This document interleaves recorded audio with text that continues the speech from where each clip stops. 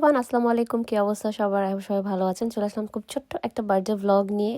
তো আমি already ready হয়ে গিয়েছি, আপনারা অলরেডি ভিডিওটা দেখেছেন অ্যান্ড অনেকেই আমার এই ড্রেসটার প্রশংসা করেছেন, থ্যাংক ইউ সো মাচ। আর যারা যারা আমাকে উইশ করেছেন, থ্যাংক ইউ সো মাচ। এই ড্রেসটা আমি নিয়েছিলাম মনসুন থেকে। তো সেদিন আমরা গিয়েছিলাম ক্যানারি ওয়ার্ফের বিগ ইজিতে। আমার কোনো প্ল্যান ছিল না, আমি একটু সিক ছিলাম বার্থডের 2-1 দিন আগে থেকেই। তো অনেক এটা প্ল্যান করেছিল, অফ নিয়েছিল, আমি জানতাম না। ও আর কি সারপ্রাইজ দেওয়ার জন্য করেছিল এটা।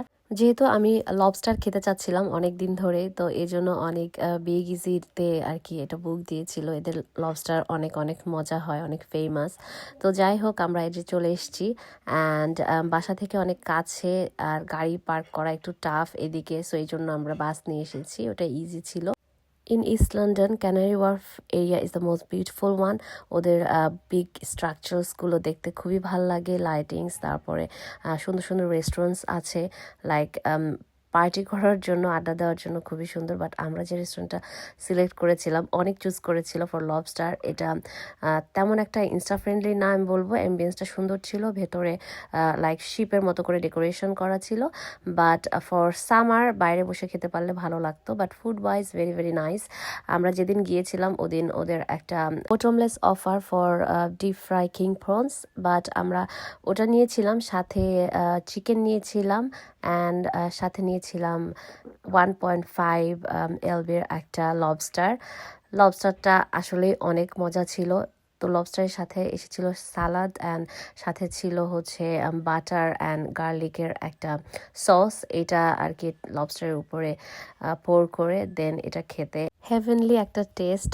আমি এত মজা পেয়েছি খেয়ে, কাভিয়া অনেক মজা পেয়েছে, অনেক জানতো না যে ও খেতে পারবে কিনা এটা, সো এই জন্য ও বারবিকিউ চিকেন অর্ডার করেছিল, বাট ও টেস্ট করে বলেছে ওরও মজা লেগেছে।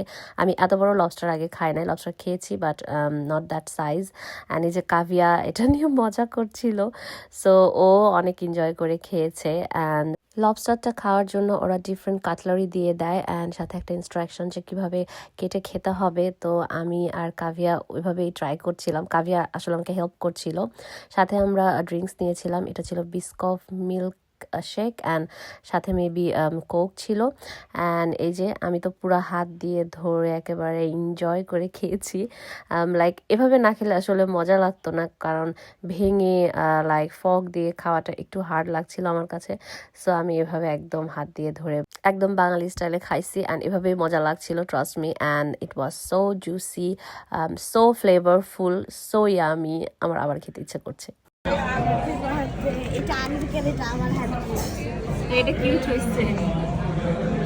আনবিকিটা সাইন করছে, আমি ওর হাতে দিয়ে লেখছি। এটা সুন্দর হইছে, হাতটা একটা আনবিকের হাত থেকে এটা এটা নাইস হইছে।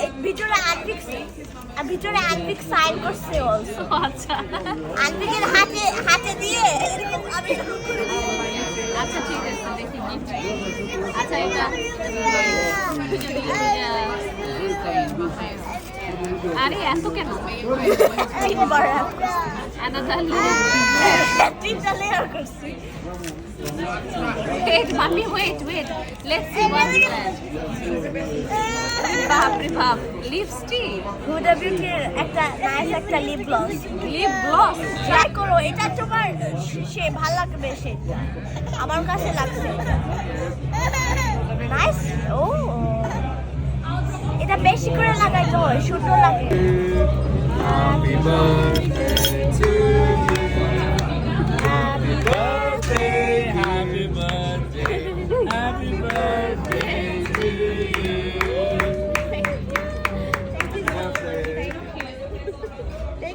In this stage of my life this was very embarrassing.